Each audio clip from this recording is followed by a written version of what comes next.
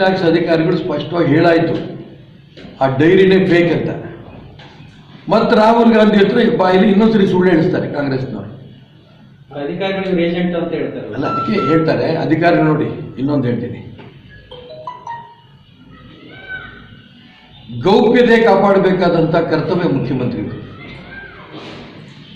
ರಾಜ್ಯದಲ್ಲಿ ಏನಾಗುತ್ತೆ ಅನ್ನೋದನ್ನು ತಿಳ್ಕೊಂಡು ಅದರ ತಕ್ಕಂತೆ ಆ್ಯಕ್ಟ್ ಮಾಡಬೇಕು ರಾಜ್ಯದ ಹಿತದೃಷ್ಟಿಯಿಂದ. ಇವರೇನು ಮಾಡಿದ್ರು ಮುಖ್ಯಮಂತ್ರಿಗಳು? ನಾಳೆ ದಿನ ಇನ್ಕಮ್ ಟ್ಯಾಕ್ಸ್ ಅಧಿಕಾರಿಗಳು ಬಂದು ರಾಜ್ಯದಲ್ಲಿ ರೈಡ್ ಮಾಡ್ತಾರೆ. ಇವರೇ ಬಹಿರಂಗ ಅನೌನ್ಸ್ ಮಾಡಿಬಿಟ್ರು. ಇದರ ಅರ್ಥ ಏನು?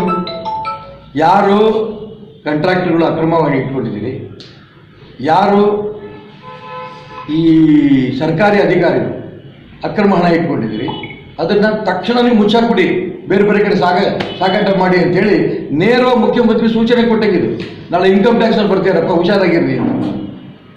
ಹಾಗಾಗಿ ನಾನು ಹೇಳಿದೆ, ಅವರು ಮುಖ್ಯಮಂತ್ರಿ ಆಗೋದಕ್ಕೆ ಅಯೋಗ್ಯರು, ಅವರು ರಾಜೀನಾಮೆ ಕೊಡಬೇಕು, ಗೌಪ್ಯತೆ ಕಾಪಾಡೋದ್ರಲ್ಲಿ ವಿಫಲರಾಗಿದ್ದಾರೆ. ಇಲ್ಲ, ರಾಜ್ಯಪಾಲರು ಅವ್ರು ಕಿತ್ತು ಬಿಸಾಕಬೇಕು. ಇಷ್ಟೇ ಉಳಿದಿದೆ. ಮಂಡ್ಯದಲ್ಲಿ ಬಿಜೆಪಿ ಕ್ಯಾಂಡಿಡೇಟ್ ಆಗ್ತಕ್ಕಂಥ ಕೆಪಾಸಿಟಿ ಇಲ್ಲ ಬಿಜೆಪಿಗೆ ಅಂತ ಹೇಳ್ತಾರೆ. ಕಳೆದ ಬಾರಿ ನಾವು 2,35,000 ಓಟ್ ತಗೊಂಡಿದ್ದನ್ನ ಕಾಂಗ್ರೆಸ್ನವ್ರು ಮರ್ತಿದ್ದಾರೆ. ನಾವು ಇಡೀ ದೇಶದಲ್ಲಿ ಕಾಂಗ್ರೆಸ್ ಮುಕ್ತ ಭಾರತ ಮಾಡಬೇಕು ಅಂತ ಹೊರಟಿದ್ದೀವಿ. ಕರ್ನಾಟಕ ರಾಜ್ಯದಲ್ಲೂ ಕೂಡ, ವಿಶೇಷವಾಗಿ ಕರ್ನಾಟಕ ರಾಜ್ಯದಲ್ಲಿ ಕಾಂಗ್ರೆಸ್ ಮುಕ್ತ ಆಗತ್ತೆ. ಸುಮಲತಾ, ನಮ್ಮ ಸಹೋದರಿ ಸುಮಲತಾಗೆ ಯಾಕೆ ನಾವು ಬೆಂಬಲ ಕೊಟ್ವಿ ಅಂತಂದರೆ, ಕಾಂಗ್ರೆಸ್ಸಿನ ಅನೇಕ ಯುವಕರು ಸುಮಲತಾಗೆ ಬೆಂಬಲ ಕೊಟ್ಟಿದ್ದಾರೆ. JDSನಲ್ಲಿರೋರು ಸುಮಲತಾ ಬೆಂಬಲ ಕೊಟ್ಟಿದ್ದಾರೆ.